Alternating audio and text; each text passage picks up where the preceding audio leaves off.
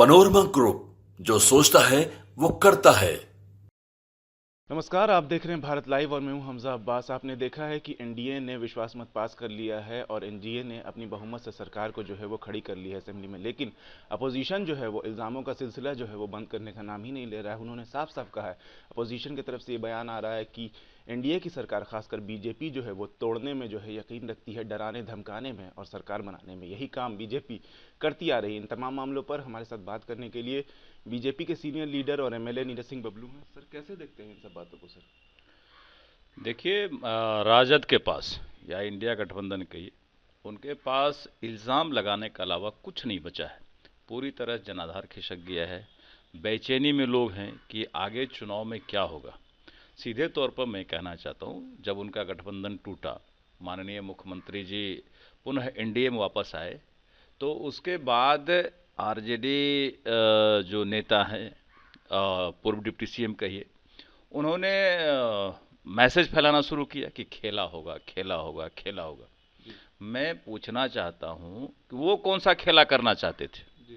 वो जिस खेला में लगे हुए थे, उनके खेले का पर्दाफाश हो गया। कई हमारे विधायक को बरगलाया गया और बरगला करके उनको भी प्रलोभन दिया गया, यहाँ तक कि फंडिंग किया गया। लोग बरगला भी गए, लेकिन अंततः पुनः सब कुछ ठीक हो गया और जो उनके दल के विधायक थे वही भाग करके एनडीए में आ गए, क्योंकि उनको वहाँ सम्मान नहीं मिल रहा था, उनको वहाँ परेशानी हो रही थी, उनको यहाँ कहीं न कहीं प्रताड़ित किया जा रहा था। इन तमाम कारणों से लोग वहाँ से वापस आ गए। तो जो खेला करने का प्रयास कर रहे थे, उन्हीं के साथ खेला हो गया।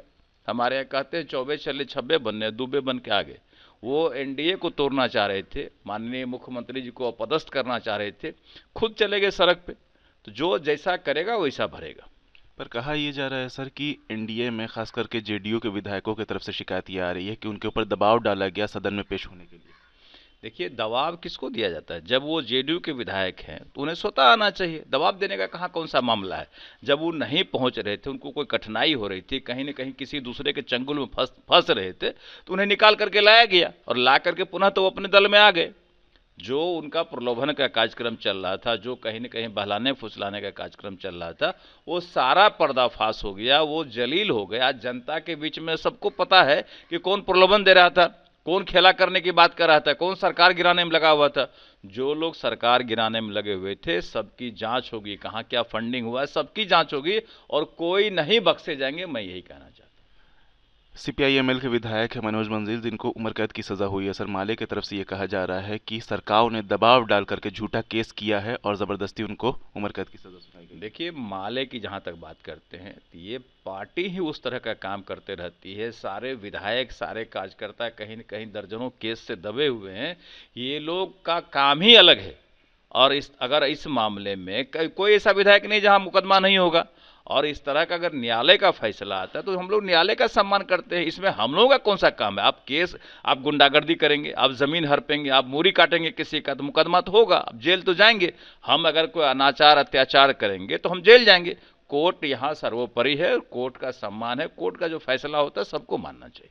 पर अपोजिशन की तरफ से बार बार ये देखा गया है सर कि कहा जाता है कि बीजेपी अपने ऊपर और अपने साथियों के ऊपर ऐसी किसी तरह की कार्रवाई या कोर्ट का किसी का फैसला नहीं आता है उन लोगों के ऊपर। बहुत आता है, कोर्ट पर किसी का दबाव नहीं चलता है। अपोजिशन के पास, मैंने बताया ना पहले कि अपोजिशन के पास कोई जनाधार नहीं रह गया है, कोई उनके पास काम नहीं रह गया।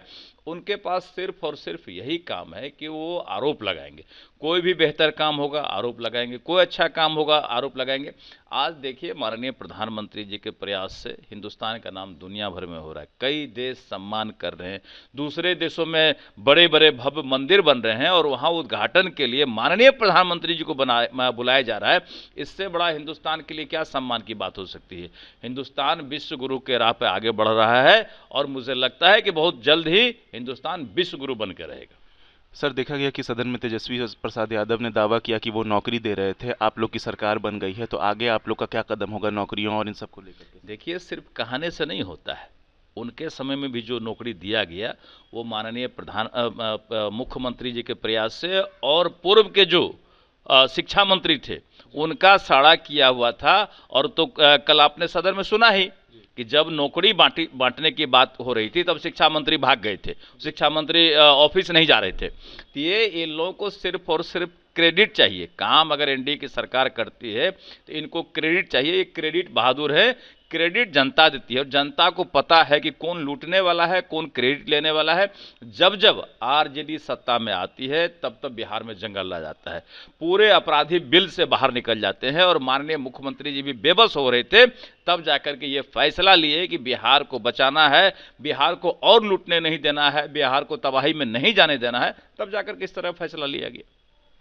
ये थे हमारे साथ बीजेपी के सीनियर लीडर और एमएलए नीरज सिंह बबलू, जो साफ साफ कह रहे थे कि अपोजिशन का काम है सिर्फ झूठ को फैलाना। रही बात मौजूदा सरकार की, तो सरकार जो है वो काम कर रही थी। 2020 का नेचुरल अलायंस है, आवाम ने इसको चुना और एनडीए जो है पूरी तरीके से, पूरी मेहनत मुशक्कत के साथ जैसे आवाम के लिए काम करती आई है वैसे ही करती रहेगी और अपोजिशन सिर्फ हवा फैलाता रहेगा। ऐसी तमाम अपडेट्स के लिए देखते रहिए भारत लाइव। शुक्रिया। पनोरमा ग्रुप, जो सोचता है वो करता है। अगर ये वीडियो पसंद आई और वह बिहार के राजनीति और बिहारियत से सरोकार रखेनी तो सब्सक्राइब बटन दबा के चैनल के सब्सक्राइब कर ली। ओजे एगो घंटी बा, ओकरा बटन दबा देला से कुल सटीक और मारक खबर रुआ मुफ्त में मिल जाई। अगर रुआ पत्रकारिता के हमनी के नया प्रयोग में सहयोग कर चाहतानी तो ज्वाइन बटन दबा दी। पेटीएम नंबर नोट कर ली 9386816700। धन्यवाद।